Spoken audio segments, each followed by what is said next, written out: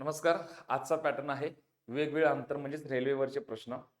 आणि प्रश्न इतके मस्त आहेत बघा, की साधारण मित्रांनो तुम्हाला एका प्रश्नाला 5 ते 6 मिनिट 10 मिनिट पण लागू शकतात. पण आपल्या या मेथडनं फक्त 5 सेकंदात तुमचा आन्सर येईल बघा. ठीक आहे. आणि प्रश्न बघा 3 पॅटर्न घेतलेले आहेत मी.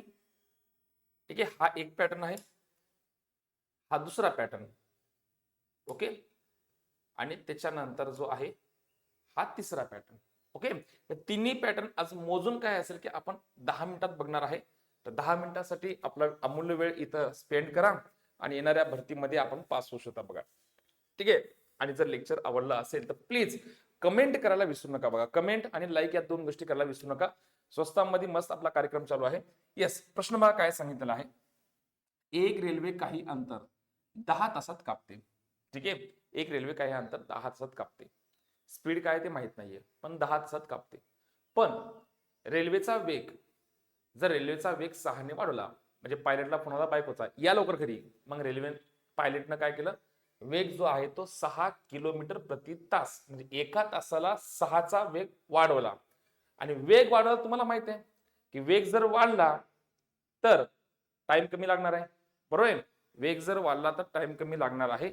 आणि मग आपल्याला विचारलेलं आहे तर रेल्वेचा अगोदरचा वेग किती असेल. आता ह्याच्यामध्ये एक पॉइंट असा आहे जो तुम्हाला इनबिल्ट आता सध्या पुरतं काय असेल माहित राहू द्या बघा.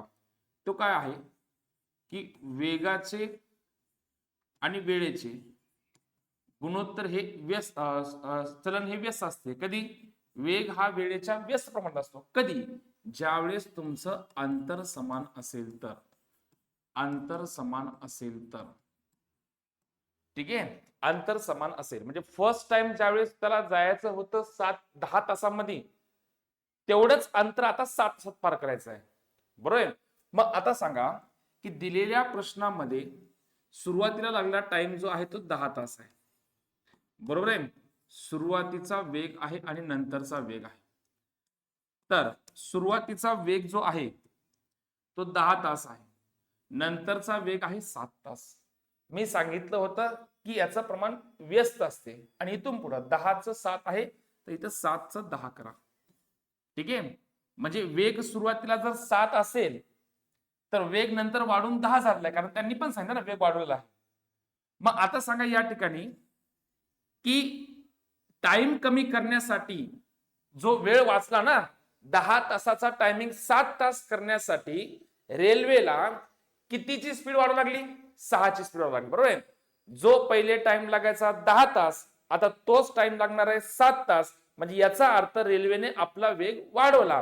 पण आपल्या मांडणीनुसार आपण काय सांगितलेलं आहे की वेगाचे आणि वेळेचे गुणोत्तर व्यस्त आहे. वेळ दिलेला आहे पहिलेचा 10 तास नंतरचा 7 तास. मग वेळेचं गुणोत्तर 10-7 आहे तर वेगाचं गुणोत्तर 7-10 आहे. म्हणजे याचा अर्थ वेग तुमचा वाढवला. मग आपल्या मांडणीनुसार वेग कितीने वाढला, 3 न. पण प्रश्नाच्या मांडणीनुसार वेग कितीने वाढला, 6 ने. म्हणजे याचा अर्थ तुमचा वेग किती पट आहे, 2 पट आहे. मग सुरुवातीचा वेग किती आहे, 7 2 14. नंतरचा वेग किती आहे, 10 2 20. 14 आणि 20. तर सुरुवातीचा वेग किती, तर उत्तर आहे 14. हे नवच बघा सर, अंतिम प्रहार. हे असलाच दणका आम्हाला पाहिजे, पण कुठं भेटच नाही गेलता. नका टेन्शन घेऊ. पुढचा प्रश्न आणखी एक माझा, त्याच्या पुढचा प्रश्न तुमचा असणार आहे. क्लिअर आहे. बघा एकदम सिंपल आणि साध्या भाषेमध्ये प्रश्न बघितल्या समजलं पाहिजे. अंतर समान आहे. एक रेल्वे काही अंतर 8 तासात कापते. रेल्वेचा वेग 6 ने वाढवला तर तेच अंतर कापण्यास त्याला 6 तास लागले. म्हणजेच भावा वेळेचं गुणोत्तर किती आहे, वेळेचं गुणोत्तर आहे 8 आणि 6. याला लहान करा, 2 × 8 2 × 6. तर वेगाचं गुणोत्तर किती असेल, 3 आणि 4. वेगाचं गुणोत्तर आहे 3 आणि 4. आपल्या मांडणीनुसार वेग वाढत आहे 1 ने, पण प्रश्नानुसार वेग वाढत आहे 6 ने. म्हणजे हे 6 पट आहे. तर अगोदरचा वेग आहे 6×3 = 18. पर्याय क्रमांक 4. पर्याय क्रमांक 4 समजते. Yes, thank you so much. खूप भारी बोललास बघ. येस भावा, पण कमेंट करायला विसरू नको भाऊ. कमेंट करायला विसरायचंच नाहीये बघा. राईट. चला मग आता सांगा, एक रेल्वे काही अंतर 21 तासात कापते.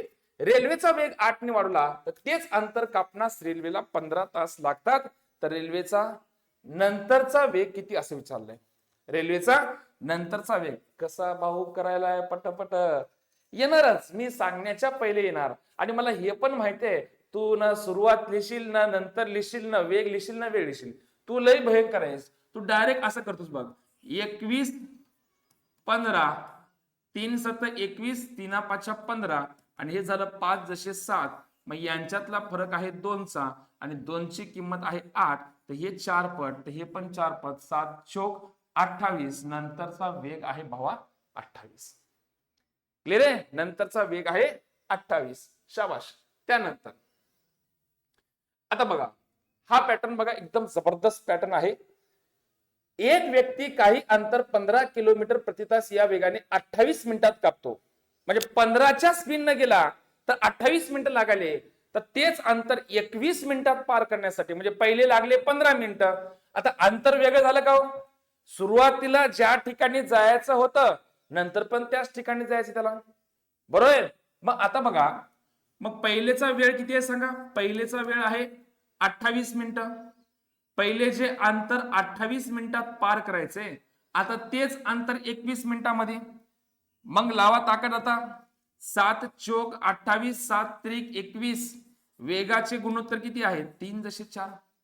वेळेचं गुणोत्तर 4 जसे 3 आहे, वेगाचं गुणोत्तर 3 जसे 4 आहे.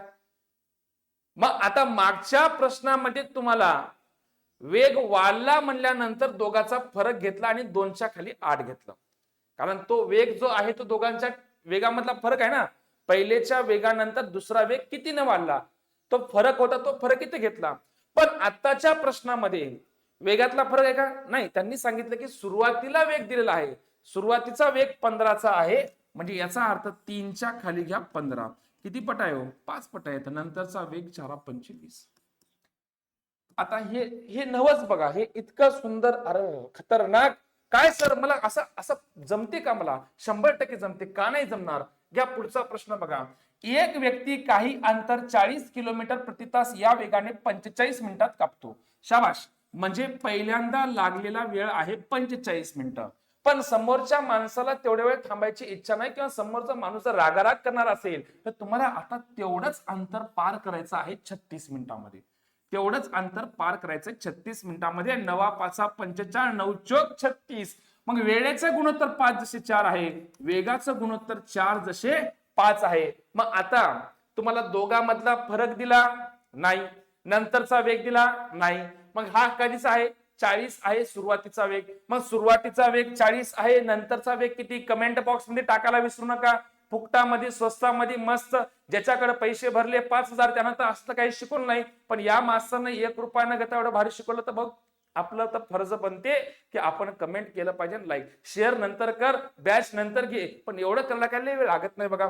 राईट. चलो नेक्स्ट. त्याच्यानंतर पुढचा प्रश्न.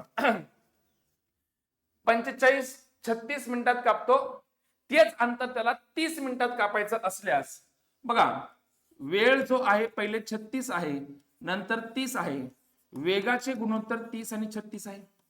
सेम याला नंतर अगोदर करायच्या आधी नंतर कर की लहान. 6 35 6 36. राईट. क्लिअर आहे? येस, समजलं सगळ्यांना? मग सांगा, पहिलेचा वेग आहे 45 5 9 45, नंतरचा वेग आहे 96 चोक. एकदम सोपा आहे बाबा, काहीच अवघड नाहीये. येस. त्याच्यानंतर पुढचा प्रश्न. 2 व्यक्ती एकाच ठिकाणापासून एकाच वेळेला दुसऱ्या निश्चित ठिकाणी पोहोचण्यास 9 किलोमीटर प्रति तास 9 किलोमीटर प्रति तास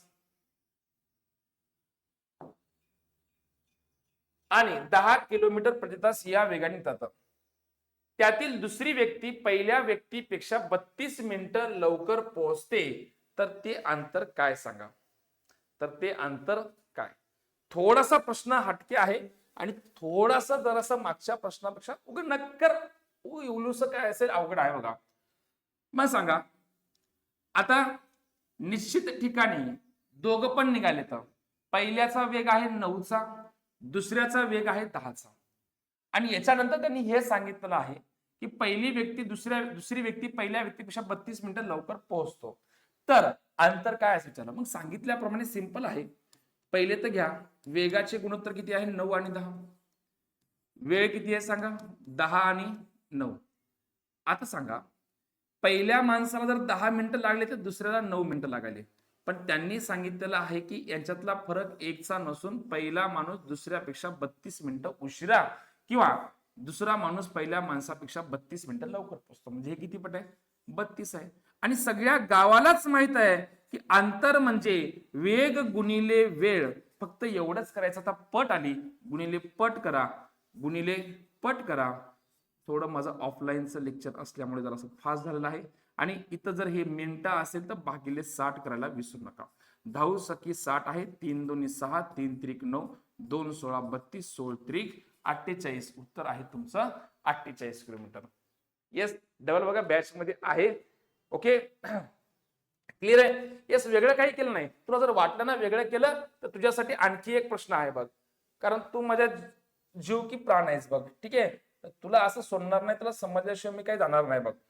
बघा, सेम टाईपचा प्रश्न आहे. 2 व्यक्ती एकाच ठिकाणाहून, अंतर समान आहे, तर वेगाचे गुणोत्तर 12 आणि 15 आहे. वेळेचे गुणोत्तर किती असणार आहे? 15 आणि 12. याला लहान करा. 3 5 15, 3 चौक 12. मग आता सांगा या ठिकाणी किती लवकर पोहोचतो? 1 तास. इथं पण एक सांगलं, इथं पण एक सांगलं. हे किती पट आहे? 1 पट आहे. तर अंतर बरोबर काय आहे? वेग गुणिले वेळ गुणिले पट. आणि हे जर समजा मिनिटात असेल तर भागिले 60 करा, पण हे तासामध्ये आहे, तर उत्तर किती आहे? 60. काय वाटते भावा?